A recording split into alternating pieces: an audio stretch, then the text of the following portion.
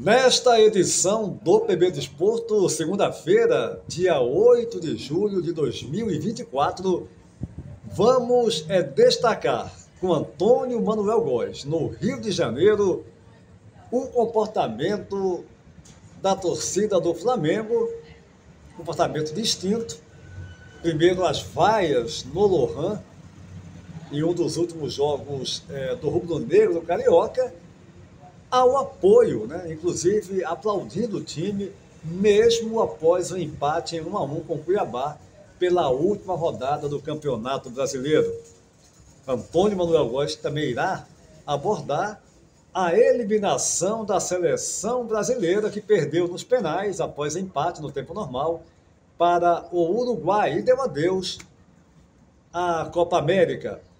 Notícias também aqui da Eurocopa, inclusive com um bate-papo com dois franceses e a expectativa deles para o confronto da seleção francesa contra a Espanha em uma das semifinais da maior competição de seleções do mundo. Tudo isso, fiquem ligados após a nossa vinheta.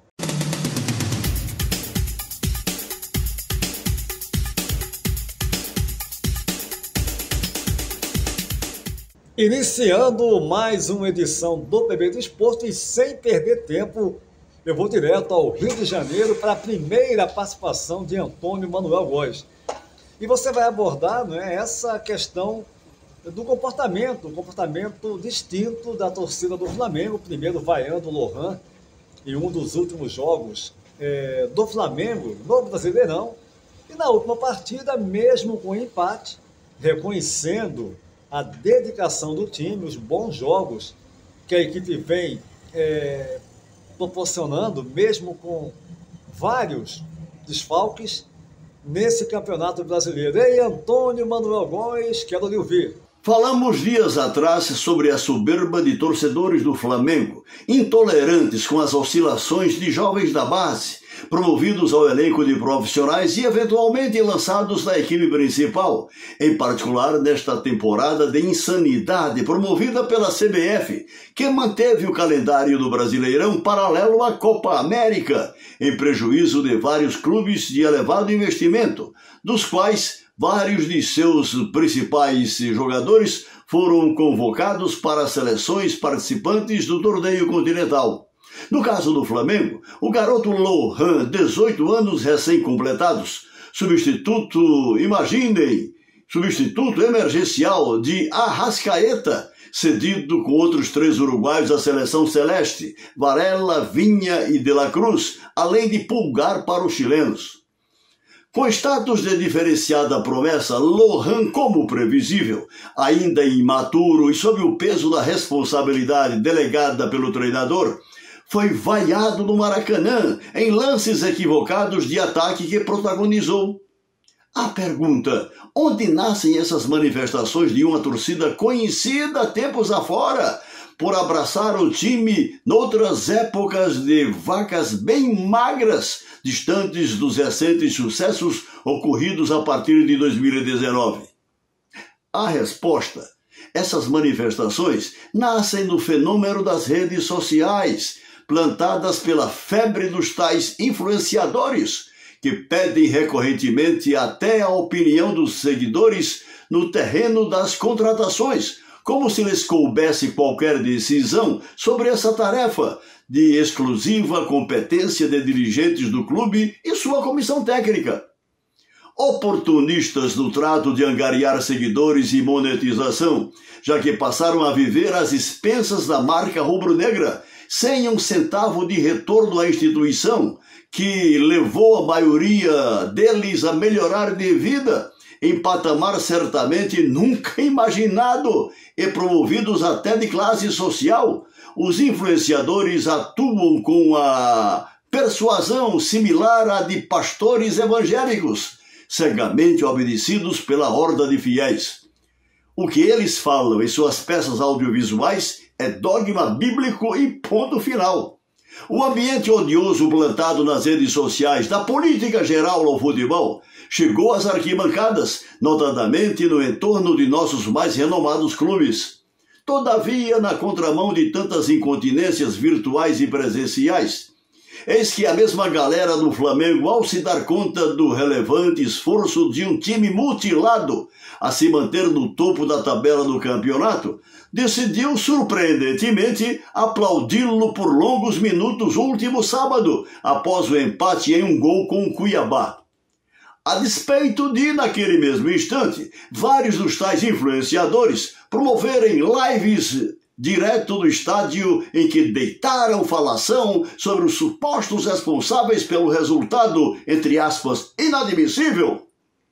Essa intromissão permissiva no chamado inconsciente coletivo foi de repente confrontada com a empírica sabedoria popular, a reconhecer o empenho de um grupo à beira do esgotamento físico e técnico que, a duras penas, se mantém no patamar de cima da tabela. Mas, sem dúvida alguma, Antônio Manuel Góes, esses tais influencers do Flamengo, torcedores, né? É bom deixar claro, muitos deles se dizem jornalistas pelo simples fato de ter um diploma, né, e terem acesso, pasmem, ao setor de imprensa dos estádios, do Maracanã de forma mais clara, né, onde eles estão sempre presentes, como se fossem jornalistas, a fazer escândalos quando o Flamengo não consegue um resultado positivo, né, a berrar numa área que sempre foi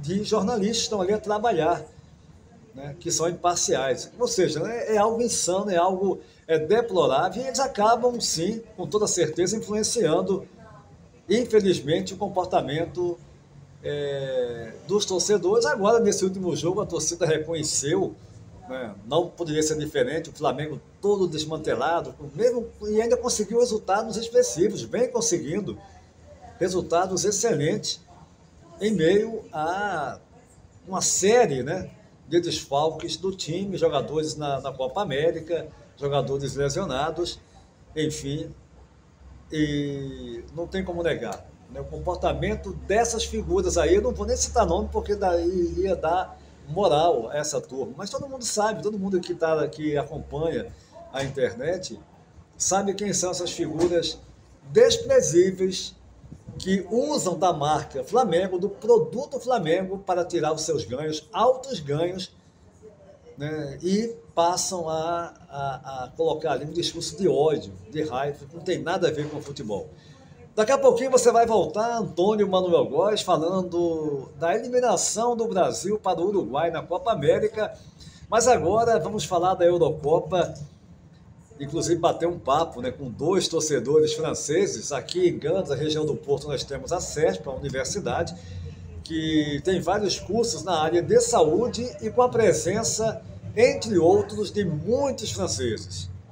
É a maior comunidade de estudantes aqui da universidade, sem dúvida alguma, os franceses. E a gente vai bater um papo daqui a pouquinho com eles, porque nessa fase semifinal da Eurocopa teremos, de um lado, a Inglaterra contra a Holanda e a França que eliminou Portugal, né, diante da seleção da Espanha, que passou pela Alemanha. E aí eu vou bater um papo primeiro com o Nabil. Nabil, que é estudante de farmácia aqui na universidade, queria ouvir a sua opinião, a sua expectativa, como é que está essa confiança para esse confronto da sua França contra a Espanha, hein, Nabil? França é muito forte em defesa, tem um jogador como Kylian, muito rápido, tem o Koundé em defesa, muito forte, Saliba, uma grande jogador em cada de gol, Mike Maignan, e isso comporta França ganhar contra a Espanha. Agora, a Espanha, muitos, né, consideram a Espanha como a melhor seleção até agora, até nesse momento, a seleção que está a jogar um futebol mais bonito, um futebol melhor, né? E a França, muitos dizem que a França está um pouco abaixo do seu melhor, que poderia estar a jogar melhor. Mas você acha que num jogo desse agora, que já é semifinal, é um jogo mais importante, a França vai conseguir mostrar o seu futebol? A França tem muitos jogadores boas. É difícil. Espanha é um bom equipo, tem bom jogador de Lamal, Nico Williams. É difícil. Mas qual jogador da França que você mais gosta? Seria o Mbappé ou tem algum outro que você gosta mais? Mbappé. Mbappé, né? É um Mbappé, craque. Sim, Muito bom jogador. muito boa. O Yusuf, ele tá com o Yusuf aqui, que ele não fala muito, mas pode aparecer, né? Eu falo um pouco. Tá bom, ele fala, ó, o Yusuf também é francês, ele não é muito assim do futebol, ele é mais da jiu-jitsu e tal, né? Mas também vai torcer muito amanhã pela França, espera que a França ganhe para ir à final, né? Sim, il m'a dit chocolat.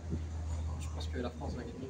Ah, sim, na minha opinião, Sua opinião. a França é a melhor equipa É a melhor. atual. Atual. Sim, mas a França ganha normalmente 1-0, 2-0, 2-1. Contra a Espanha, 1-0. 1-0. Tá bom. É isso. Então, obrigado a vocês, né? E vamos agora esperar. É isso aí.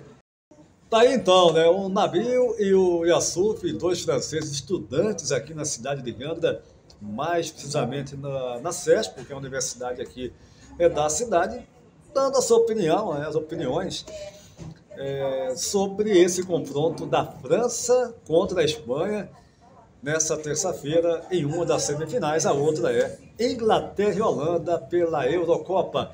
Mas vou voltar ao Rio de Janeiro, Antônio Manuel Góes, quero lhe ouvir novamente agora, falando dessa eliminação do Brasil diante do Uruguai nos penais, uma seleção que não apresentou um futebol minimamente convincente, apesar de ter jogadores talentosos, mas é um assunto que eu deixo para você opinar, Antônio Manuel Góes. Eliminada último sábado pelo Uruguai nas quartas de final da Copa América, a seleção brasileira voltou para casa sob o peso da ineficiência tática e técnica que nos tem deixado pelo caminho em recentes competições internacionais de alto nível. Uma coisa é certa, diria até inquestionável. Faz tempo que não dispomos de equilíbrio e desenvoltura no meio-campo da seleção, cujos convocados para o setor são apenas esforçados meia-boca, diferentemente de outros carnavais, em que pontificaram Zito, Didi, Gerson, Falcão, Zico, Sócrates e outros pensadores do escalão de craques do futebol mundial. E sem a regência de meio-campistas a ditar a transição inteligente entre defesa e ataque, levamos um banho tático da Colômbia e do Uruguai.